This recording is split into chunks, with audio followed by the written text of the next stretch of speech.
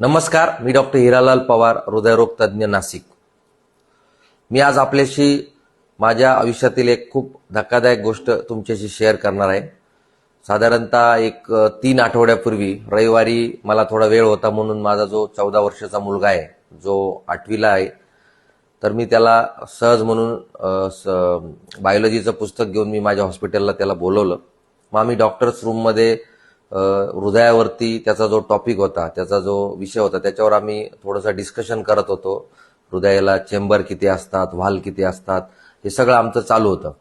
आणि हे सगळं वाचता वाचता शेवटी त्याच्यामध्ये ब्लड प्रेशरबद्दलही काही टॉपिक होते की नॉर्मल बीपी किती असतो, सिस्टॉलिक बीपी म्हणजे काय, डायस्टोलिक बीपी म्हणजे काय, हे सगळं त्याला मी समजवत होतो। तर मी त्याला बोललो की तू आता आलायस तर आपण चल तुझा बीपी मोजू, आणि बीपी मोजल्यावर तुला वरचा आणि खालचा बीपी मधला फरक मी तुला सांगतो। म्हणून मी त्याला डॉक्टर रूम मधून कन्सल्टिंग चेंबरमध्ये आणलं, त्याचा बीपी मोजला आणि तो बीपी 144/92 होता। हे बघून मी हादरलो। 14 वर्षाच्या मुलासाठी अजिबात नॉर्मल नव्हतं। इवन 18 वर्षावरील प्रौढांनाही 120/80 पेक्षा जास्त अपेक्षित नसतो, आणि या वयात तर त्याहूनही कमी असायला हवा होता। त्यामुळे मी थोडंसं स्ट्रेसमध्ये आलो। मी बीपीचं मशीन सोबत घेतला आणि घरी आलो। घरी आल्यावर माझी जी 11 वर्षाची मुलगी आहे तिचाही मी बीपी मोजला आणि तोही वाढलेला।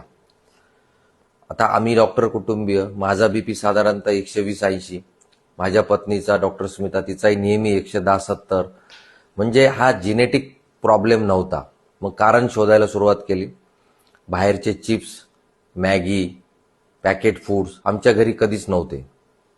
पण एक गोष्ट माझ्या लक्षात आली नव्हती, आणि ती म्हणजे घरात असलेलं tomato ketchup, Schezwan sauce, mayonnaise, cheese, घरचा डोसा पण शेजवान सॉस सहित, मेथी पराठा पण केचप किंवा मेयोनीज सोबत, भाजी पण चीज घालून, मखाना पॅकेटमधले, मीठ घातलेले मखाने। आणि आम्हाला असं वाटत होतं की 80% हेल्दी आहे ना, थोडं चालेल, पण शरीराला ते थोडं सुद्धा चालत नव्हतं। खरं सांगतो, या बीपी रिडिंग्स प्रमाणे दोघांनाही औषधांची गरज लागू शकली असती। पण आम्ही आधी डाएट पूर्ण बदलायचं ठरवलं। सर्व सॉसेस, मेयोनीज, चीज पूर्णपणे बंद केलं। इवन पॅकेज मखाना सुद्धा बंद केला। सकाळी रोज नारळ पाणी 1 ग्लास, कारण त्यात पोटॅशियम भरपूर असते, सुरू केलं। सकाळी 6 to 7 मध्ये 1 तास वर्कआउट सुरू केला, आणि फक्त 10 दिवसात परिणाम दिसला। मुलाचा बीपी 120/80च्या खाली आला, मुलीचा बीपी 110/70च्या खाली आला। मी आनंदी होतो आणि तितकाच आश्चर्यचकितही, कारण कार्डिओलॉजिस्ट म्हणून मी रोज बघत असतो 15 वर्ष, 16 वर्ष, 18 वर्षाचे तरुण तरुणी उच्च बीपी घेऊन येतात। कालच एका गावामधली एक 18 वर्षाची मुलगी 180-100 इतका बीपी घेऊन आली होती। आईवडील दोघेही नॉर्मल होते, पण मला तिला औषध सुरू करावं लागलं। माझा ठाम मेसेज आहे की फक्त बाहेरचं नाही तर घरातलं सॉस कल्चर सुद्धा आपल्याला थांबवलं पाहिजे। केचप, मेयोनीज, चीज ही मुलांसाठी उपयोगी गोष्टी नाही आहेत। आजच आपल्या मुलाचा बीपी आणि शुगर तपासून घ्या, कारण शाळेत जाणाऱ्या मुलांमध्येही उच्च बीपी आणि मधुमेह झपाट्याने वाढत आहे। आज आपण काळजी घेतली तर उद्या आपण औषधं टाळू शकतो।